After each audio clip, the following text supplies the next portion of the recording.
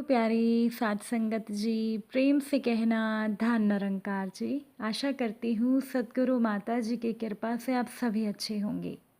आज मैं आप सभी के लिए एक नई साखी लेकर आई हूँ। आज की साखी का विषय है बासी खाना। चलिए सुनते हैं आज की ये साखी। साध संगत जी, नंदिनी के ससुराल में 4 ही लोग थे। नंदिनी के सास ससुर, नंदिनी का पति विभोर और नंदिनी।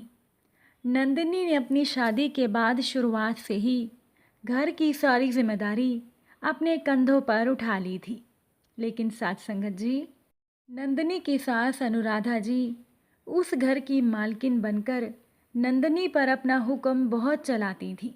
फिर भी नंदिनी को इस बात से कोई परेशानी नहीं थी, जबकि नंदिनी की सोच तो ऐसी थी कि उसकी सास घर की बड़ी है तो वो भी अपनी सास का पूरा मान सम्मान करती थी। लेकिन अनुराधा जी ना जाने क्यों हमेशा नंदिनी की बुराई ही किया करती थीं। नंदिनी के काम में कमियां निकालकर उन्हें अलग ही प्रकार का सुख मिलता था। जब नंदिनी की शादी हुई तब तो शुरुआत में उसे इस बात का पता नहीं चला। वो अपनी सास के साथ बहुत ही अच्छा व्यवहार करती थी। लेकिन धीरे धीरे साथ रहते हुए नंदिनी को पता चल गया कि अनुराधा जी उसके पीठ पीछे उसकी बुराई करती हैं। कभी वो बहू को कामचोर कहती तो कभी खर्चीली कहती, कभी नंदिनी को आलसी कहती, और वो ये सभी शिकायतें मोहल्ले की औरतों से किया करती थी, जो कि अनुराधा जी की सहेलियां थीं। दोपहर में आराम करने के बाद सभी सहेलियां उनके घर पर आकर इकट्ठी हो जाती थीं।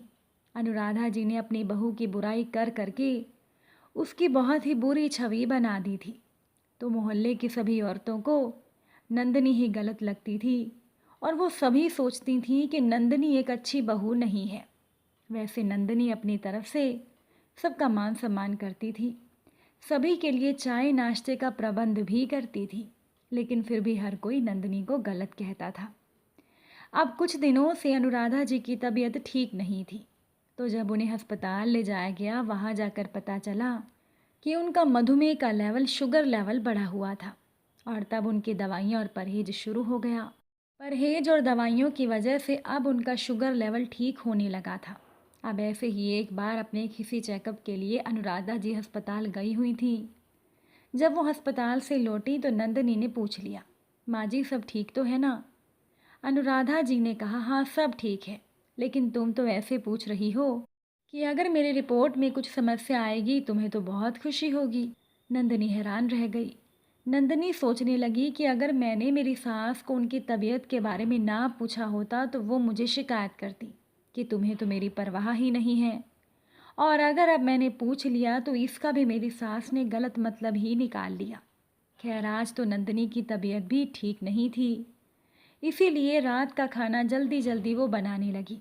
रात को उसने जल्दी से सबको खाना दे दिया और दवाई लेकर वो अपने कमरे में आराम करने के लिए चली गई थी। सुबह नंदिनी की आंख देरी से खुली, तब तक उसका पति विभोर ऑफिस जाने के लिए निकल गया था। अब नंदिनी के ससुर जी तो अपनी नौकरी से रिटायर हो गए थे, तो वो सुबह की सैर से आने के बाद नाश्ता मांगने लगे। अब विभोर को ऑफिस जाना था तो मजबूरन अनुराधा जी ने सुबह सवेरे सभी को चाय ब्रेड दे दिया था। जब नंदिनी सोकर उठी तो उसे पता चला कि नाश्ते में तो सभी ने चाय और ब्रेड खा लिया है, तो उसने सीधा दोपहर के खाने के लिए दाल चावल और सब्जी की तैयारी कर दी। जब खाना बनकर तैयार हो गया तो नंदिनी ने देखा कि सुबह के 11:30 बज रहे थे। नंदिनी ने अपने ससुर जी को पूछा, पिताजी आपने तो चाय और ब्रेड खाई थी, आपको भूख लग गई होगी, मैं आपको खाना दे दूं? तो नंदिनी के ससुर जी कहने लगे, हाँ बहू थोड़ा सा खाना दे दो, भूख तो लग गई है। नंदिनी ने अपने ससुर जी को दाल और चावल दे दिए। फिर वो अनुराधा जी के पास जाकर पूछने लगी, माँ जी क्या मैं आपके लिए भी दाल और चावल ले आऊँ? तो अनुराधा जी ने कहा, बहू आज मेरा रोटी खाने का मन कर रहा है। तो नंदिनी ने कहा, माँ जी मैं आपके लिए रोटी बना देती हूँ। वैसे डॉक्टर ने आपको रोटी खाने के लिए ही कहा है क्या? तो अनुराधा जी ने कहा, नहीं बहू मैं अपने लिए रोटी खुद बना लूँगी।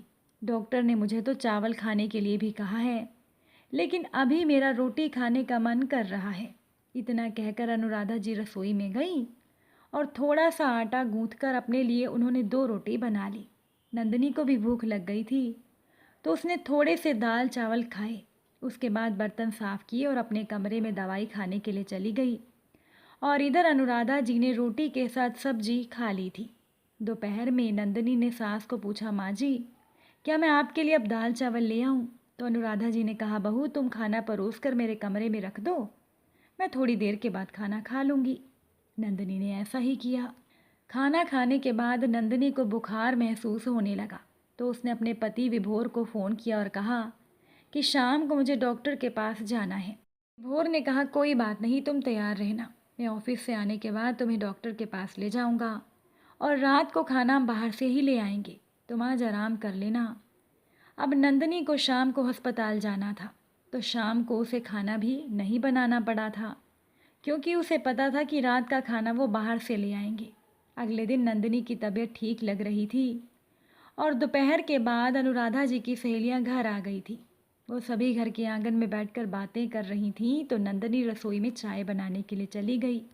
जैसे ही वो चाय लेकर आ रही थी, तो उसने सुना कि अनुराधा जी नंदिनी पर आरोप लगाते हुए बोली कि बहनों, मैं आप सभी को क्या बताऊं, मेरा शुगर इतना बढ़ा हुआ है और मेरी बहू मुझे बासी चावल खिलाती है। कल ही इसने मुझे बासी चावल खिलाए हैं और ये जानबूझकर बासी खाना देती है ताकि मैं बीमार पड़ जाऊं। ये सुनकर तो नंदिनी स्तब्ध रह गई। आज उसके सब्र का बांध टूट गया।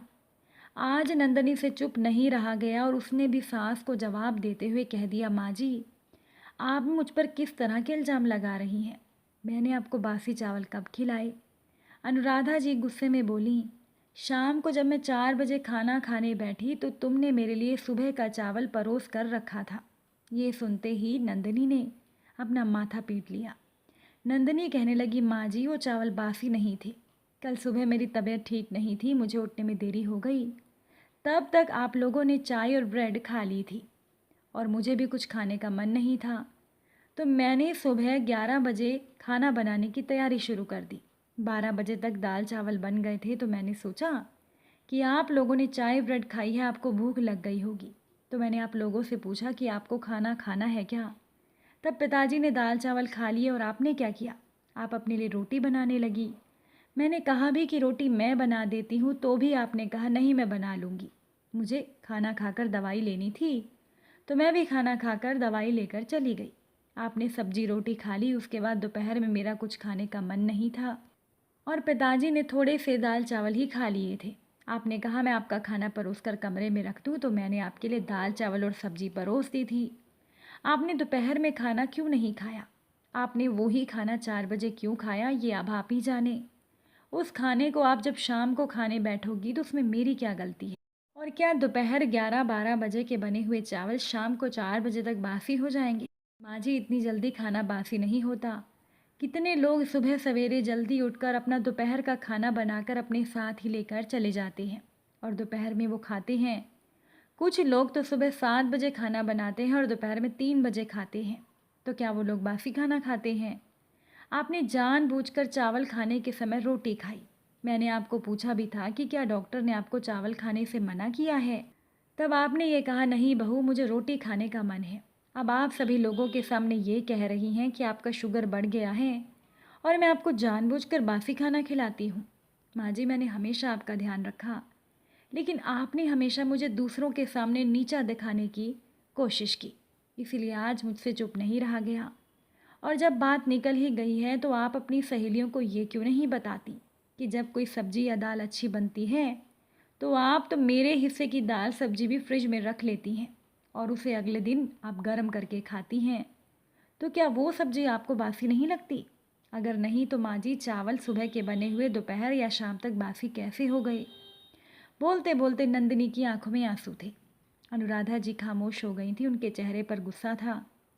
उन्हें तो बस बहू की बुराई करने की आदत हो गई थी, लेकिन उन्होंने ये कभी नहीं सोचा था कि उनकी बहू इतनी सहेलियों के सामने कभी ज़ुबान भी खोल सकती है। लेकिन साथ संगत जी, कई बार ऐसा होता है कि बड़े बुजुर्ग ऐसी हरकतें करते हैं तो छोटों को भी सबके सामने अपना मुंह खोलना ही पड़ता है, बड़ों को सबक सिखाना ही पड़ता है।